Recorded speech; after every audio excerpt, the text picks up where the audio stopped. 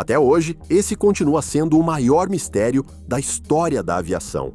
E, sinceramente, todo mundo achava que estávamos muito perto de resolver esse mistério. Esta é a história do voo MH370, o avião que continua desaparecido até hoje. Até pouco tempo atrás, uma das maiores operações de busca da história da humanidade ainda estava em andamento, e só essa busca já era algo extraordinário. A empresa de alta tecnologia Ocean Infinity procurava a aeronave com equipamentos de última geração em uma área do Oceano Índico, quase do tamanho da Grécia inteira. Mas então, aconteceu o inacreditável. Em meados de 2026, a gigantesca operação de busca foi interrompida de repente, sem encontrar nada. E mesmo assim, eles tinham quase certeza. O avião tinha que estar ali. Caso contrário, todas as teorias sobre o MH370 e sobre o destino daquele voo estavam erradas. Então, por que eles não encontraram nada? E por que o fato de essa área estar vazia é quase tão impressionante quanto encontrar o próprio avião? É exatamente isso que vamos ver agora, porque no começo tudo parecia promissor. A Ocean Infinity não deixou absolutamente nada ao acaso e apostou em uma tecnologia completamente nova. Eles enviaram o Armada 86, um dos navios de busca mais avançados do mundo, para o sul do Oceano Índico, exatamente para o ponto onde, segundo os cálculos deles, o avião deveria ter caído. A partir desse navio especializado, vários robôs subaquáticos foram lançados nas profundezas e não eram robôs comuns. Os drones, chamados Hugin 6000, conseguiam operar de forma totalmente autônoma. Além disso, eles escaneavam o fundo do mar usando inteligência de enxame. Isso significa que até 6 desses robôs, caríssimos, mergulhavam ao mesmo tempo. Eles se comunicavam entre si debaixo d'água e mapeavam o fundo do mar com sonares de última geração, com precisão de centímetros. Em teoria, era a tecnologia perfeita para essa missão, mas a realidade foi muito diferente. Os drones tinham sido construídos exatamente para esse tipo de mapeamento do fundo do mar, mas as pessoas simplesmente subestimaram a região com que estavam lidando. A zona de busca fica sobre a chamada Formação Broken Ridge, e essa é uma paisagem vulcânica submarina verdadeiramente brutal. Imagine o Grand Canyon, só que a 6.000 metros de profundidade. Existem paredões verticais de centenas de metros de altura e gigantescas fendas tectônicas. Para o sonar dos drones, esse terreno é um pesadelo absoluto. Quando um feixe de sonar atinge uma parede rochosa enorme e muito íngreme, ele cria atrás dela o que se chama de sombra acústica. Em outras palavras, um ponto cego. Então, por exemplo, se um motor do avião estiver bem ao pé de uma parede submarina de 800 metros, ele continua completamente invisível para os equipamentos de busca. Na tela dos pesquisadores, aparece apenas uma grande mancha escura. E há ainda outro problema. Os drones são extremamente caros. Por isso, para evitar que batam acidentalmente em uma montanha submarina, eles têm uma função automática de desvio. Assim que o terreno fica íngreme demais, os drones simplesmente sobem. Em princípio, é uma solução inteligente, mas quanto mais alto os drones sobem, mais borrada fica a imagem do sonar do fundo do mar. Pedaços menores de destroços podem simplesmente deixar de ser detectados. Além disso, partes pesadas da fuselagem podem afundar vários metros na lama macia do fundo do oceano ao longo dos anos.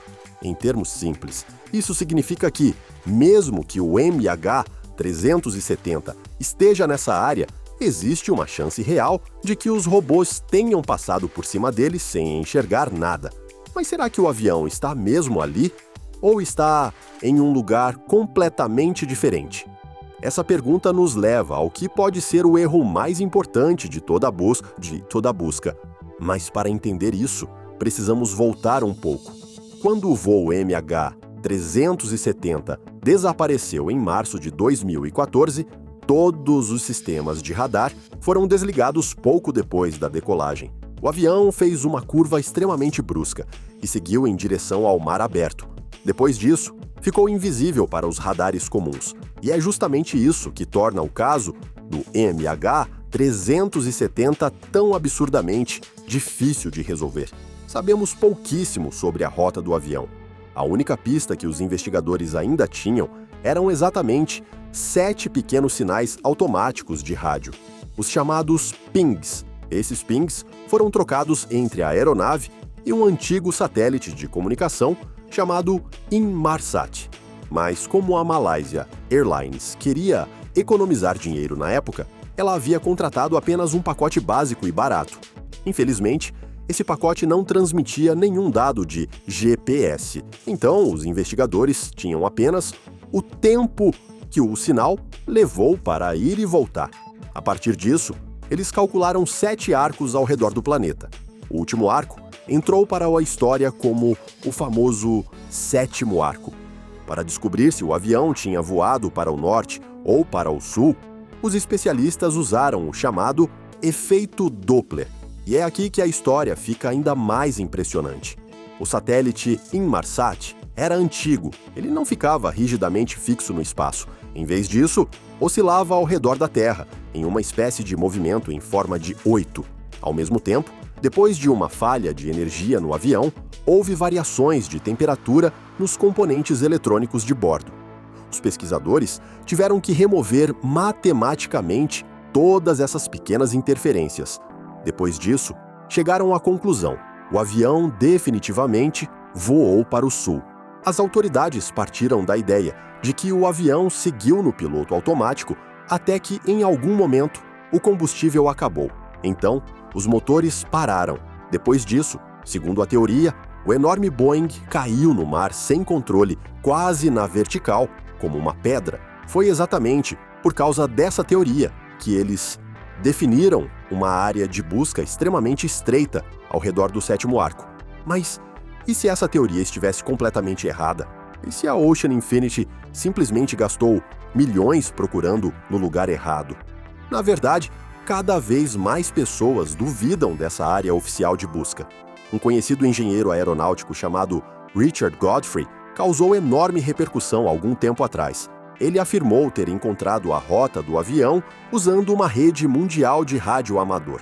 A teoria dele era que quando um avião atravessa essas ondas de rádio extremamente fracas da rede de rádio amadores, ele deve causar uma pequena perturbação no sinal. Godfrey, então, analisou exatamente como o sinal foi perturbado e usou essa perturbação para calcular onde o avião deveria estar.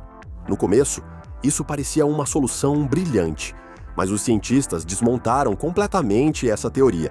Físicos fizeram as contas. A energia refletida por um avião a milhares de quilômetros de distância é inacreditavelmente pequena. Para ser exato, o sinal é mais de 100.000 vezes mais fraco do que o necessário para ser detectado por qualquer software do mundo.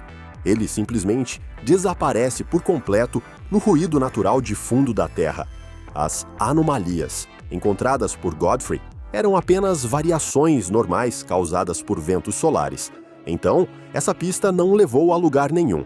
Mas outra teoria agora está sendo levada muito a sério por especialistas.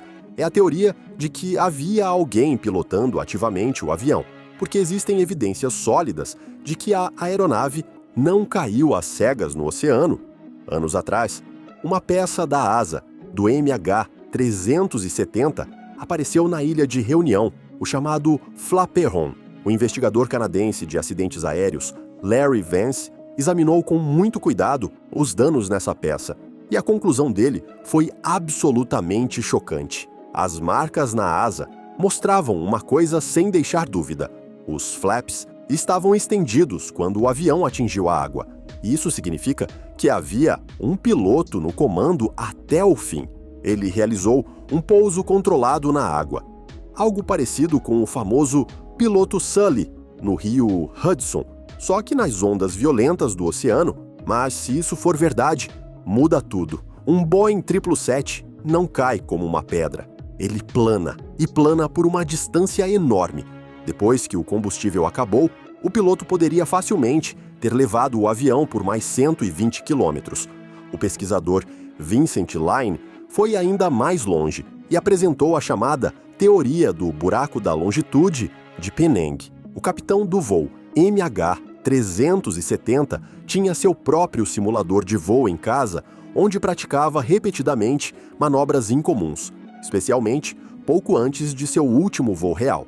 Na época, o FBI analisou dados apagados encontrados nesse simulador. Entre outras coisas, eles descobriram uma rota que ele havia praticado várias vezes perto do fim. À primeira vista, parecia uma trajetória que simplesmente seguia em linha reta para o meio do oceano. Mas o pesquisador Vincent Line percebeu que esse voo não levava a um lugar qualquer. Ele levava diretamente a um alvo muito específico, o P. Ely Hole. Trata-se de uma depressão geológica extremamente profunda, com quase 6.000 metros de profundidade. Essa teoria se encaixa de uma forma assustadoramente perfeita. Até microfones subaquáticos registraram ruídos estranhos na época. Esses sinais sonoros no Perth Canyon chegaram exatamente 16 minutos depois do horário estimado da queda. A busca oficial nunca conseguiu explicar isso, mas a teoria do voo planado de Line resolve esse mistério até o minuto exato. No fim das contas, isso significa que a Ocean Infinity procurou, com a melhor tecnologia do mundo, exatamente onde o governo queria que ela procurasse. Mas os destroços provavelmente estão centenas de quilômetros mais a leste, dentro de uma gigantesca cratera submarina. Agora você provavelmente está se perguntando: por que não enviar os drones subaquáticos para lá? Porque a busca foi completamente interrompida se existem pistas tão convincentes. A resposta é bastante cínica. Tudo se resume a dinheiro e geopolítica. O contrato de busca com a Ocean Infinity ia até junho de 2026 e não foi prorrogado, porque na prática nenhuma das partes envolvidas ainda tem um interesse real em resolver o mistério. Vamos começar pela Malásia. O governo malaio esteve sob forte crítica desde o primeiro dia. A Força Aérea do país chegou a ter o avião no radar na época, mas ninguém reagiu. Ou seja, foi uma falha completa da defesa aérea. Se os destroços forem encontrados agora e a caixa preta for analisada, todos esses erros graves podem vir à tona. Mas, para a política malaia, um caso sem solução é obviamente muito mais fácil de administrar do que um escândalo internacional concreto.